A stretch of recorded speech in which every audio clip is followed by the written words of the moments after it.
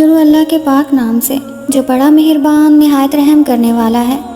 صفحہ وائس کے ناظرین السلام علیکم۔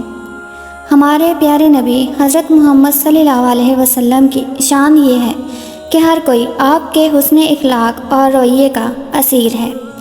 صرف مسلمان ہی نہیں بلکہ تمام عالم دین آپ حضور صلی اللہ علیہ وسلم کے حسن اخلاق کا اسیر ہے۔ آپ صلی اللہ علیہ وسلم یتیموں، مسکینوں، غریبوں ہر ایک کے لیے مسیحا تھے۔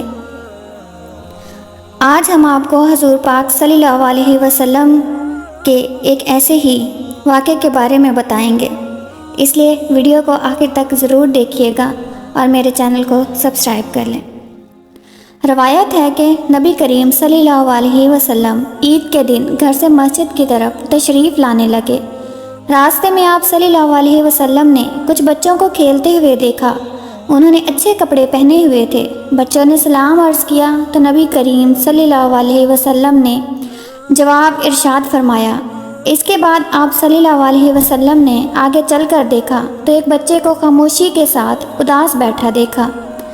آپ صلی اللہ علیہ وسلم اس کے قریب رک گئے اور اس بچے سے پوچھا، تمہیں کیا ہوا؟ کیا وجہ ہے کہ تم اداس اور پریشان نظر آ رہے ہو؟ اس نے رو کر کہا، اے اللہ کے محبوب صلی اللہ علیہ وسلم، میں یتیم مدینہ ہوں۔ میرے سر پر باپ کا سایہ نہیں ہے جو میرے کپڑے لا دیتا۔ میری امی مجھے نہلا کر نئے کپڑے پہنا دیتی، اس لیے میں یہاں اداس بیٹھا ہوں۔ نبی کریم صلی اللہ علیہ وسلم نے اسے فرمایا کہ تم میرے ساتھ آؤ۔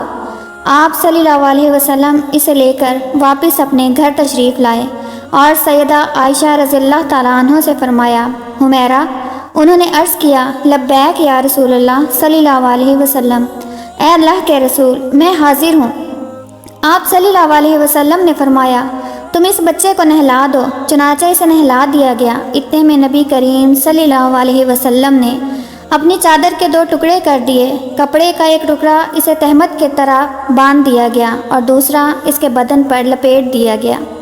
پھر اس کے سر پر تیل لگا کر کنگھی کی گئی، حتیٰ کہ جب وہ بچہ تیار ہو گیا اور نبی کریم صلی اللہ علیہ وسلم کے ساتھ چلنے لگا تو نبی کریم صلی اللہ علیہ وسلم نیچے بیٹھ گئے اور اس بچے کو فرمایا، آج تو پیدل چل کر مسجد نہیں جائے گا بلکہ میرے کندھوں پر سوار ہو کر جائے گا۔ نبی کریم صلی اللہ علیہ وسلم نے اس یتیم بچے کو اپنے کندھوں پر سوار کر لیا اور اسی حالت میں اسی گلی میں تشریف لائے جس میں بچے کھیل رہے تھے۔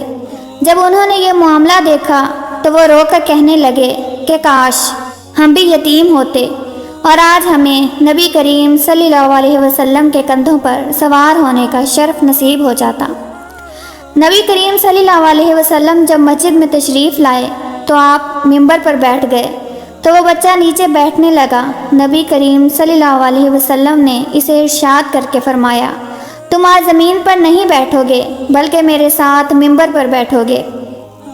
چنانچہ آپ صلی اللہ علیہ وسلم نے اس بچے کو اپنے ساتھ ممبر پر بٹھایا اور اس کے سر پر ہاتھ رکھ کر ارشاد فرمایا کہ جو شخص یتیم کی کفالت کرے گا اور محبت و شفقت کی وجہ سے اس کے سر پر ہاتھ پھیرے گا، اس کے ہاتھ کے نیچے جتنے بھی بال آئیں گے اللہ تبارک و تعالیٰ اس کے نامہ اعمال میں اتنی نیکیاں لکھ دے گا۔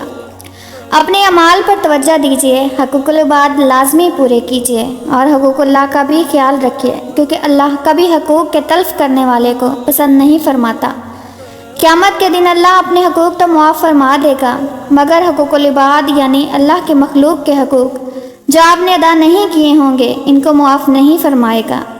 ان پر آپ کو سزا دی جائے گی اور آپ کی نیکیوں سے ان حقوق کو ادا کیا جائے گا۔ اللہ ہم سب کا حامی و ناصر ہو، آمین یا رب العالمین۔